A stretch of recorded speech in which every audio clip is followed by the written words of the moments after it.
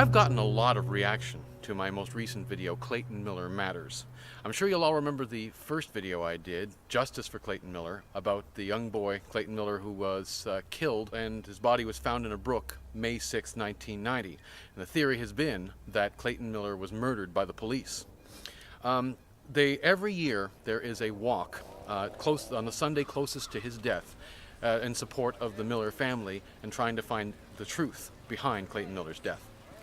And so I did a video on that just recently, and I've gotten more response to that video than anything else I've ever done. It already has 2,500 views as of the time this is being shot, which is more than most of my videos get over their entire lifetime. So obviously it's created a big reaction. But I'd like to address a few things that have been said on another group. The group that I'm on, or was originally on, was Justice for Clayton Miller. Got a group on Facebook, 10,000 strong, to support the Millers. But there's another group out there called Clayton Miller, The Final Word. They've only got about 500 members. Their idea is that a lot of hype and misinformation has been put out about this, that maybe it is time to put this to rest. The two groups are kind of at loggerheads. The Clayton Miller, The Final Word, they view the Justice for Clayton Miller group as being more emotional and less objective. Well, me, I always try to look at both sides of something. So my sister added me to this other group, that's how I found out about it, and I've listened to some of what they had to say. And ultimately, right now, they are attacking my integrity. They're saying that I am not a documentary filmmaker with integrity. Well, I am not technically a documentary filmmaker. I am a filmmaker. What I know is how to capture good quality video and audio and how to put them together in a coherent way. That is what I know. I am trying to leave most of the opinions to the experts. I am willing to interview anyone that either has an expert opinion on some aspect, like a medical opinion or an opinion on martial arts techniques for the chokehold, that kind of thing, or I'm willing to document the opinions of people that were at the nest the night that Clayton was killed. That's all. I am not an expert. My job is just to document what everyone said. And the film, Clayton Miller Matters, the very title of it, it's not meant to be a documentary. The only part of it that actually is facts that I'd really like to see people pay close attention to is especially Jervey's demonstration of how his son was found, where he was, how he was positioned, because there's something odd about that. I'm not an expert, but seeing it demonstrated in front of you, I've just got a strange feeling whenever I see that footage again. There's something more about this death that no one has talked about.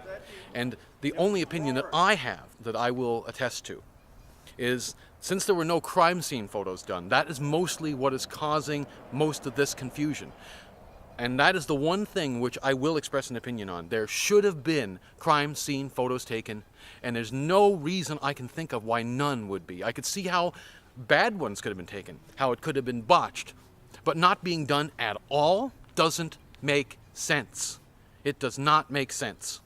Okay? I read the CERT report. I will grant that there's nothing in there to either confirm or deny that the police were involved. And if that's all the information CERT had to work with, I can see how they might have come to that conclusion. They did the best they could with what they have. I don't think that CERT, particularly, were deliberately trying to cover anything up. However, I do believe that Clayton Miller was murdered. I went to that walk not sure whether he was murdered or not, to be honest with you. It wasn't until Jervey did his demonstration that now I am convinced he's murdered. I don't know who did.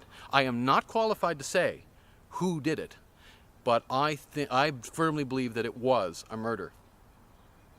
Now, as for my film, Clayton Miller Matters, I want to state for the record, it is not intended to be a documentary. What that film was about was capturing the opinions and the feelings of the town and to express support for the Millers and their struggle.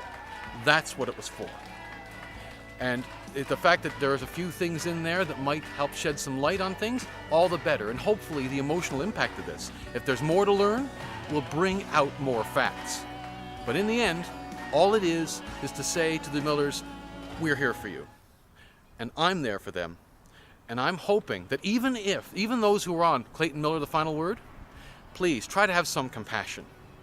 These people lost their son. That's why they're so upset. Wouldn't you be? Right or wrong, I think that the main thing we need to do is to remember that and stand by them no matter what comes out of all of this. forever.